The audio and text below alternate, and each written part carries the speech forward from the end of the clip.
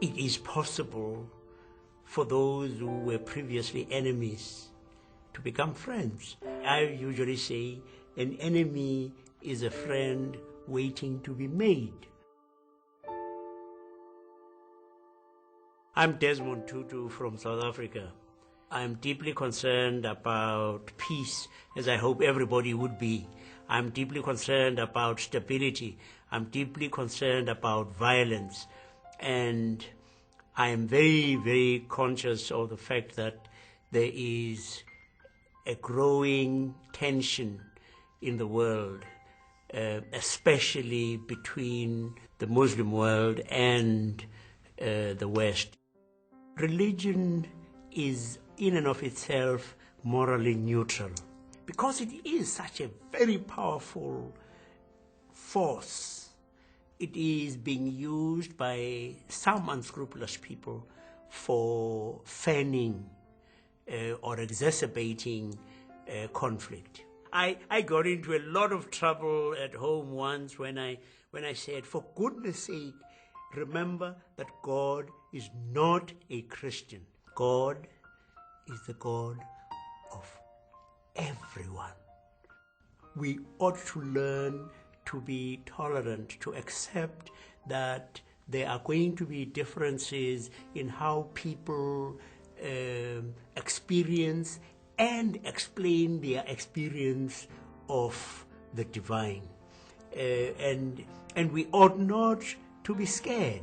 We ought to be saying that perhaps we can be enriched by the insights and the understandings that others have of the divine. Many, many people in the world have resented the fact that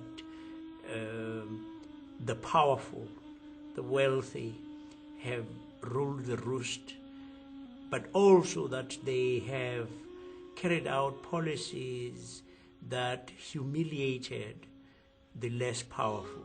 We won't win the war against terror, so-called, as long as there are conditions that make people desperate.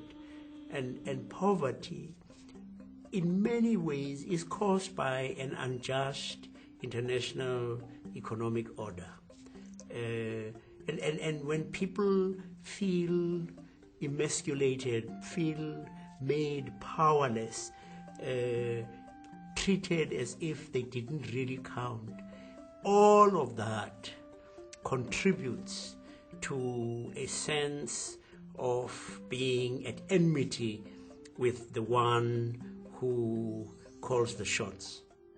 Jerusalem, the holy city of three major religions, Christianity, Judaism, and Islam, plays a very symbolic and very potent part in the current tensions between the Muslim world and the Western world. I think it would be equally powerful as a symbol if Jerusalem were to become the center, acknowledged as the center of all of these three religions. It's first of all that it has been the initiative of two countries, the leaders of two countries, one largely Christian and the other largely Muslim, that they were able to say, we think it is possible for us to talk rather than to blow one another up. Our experience in South Africa has shown that it is possible.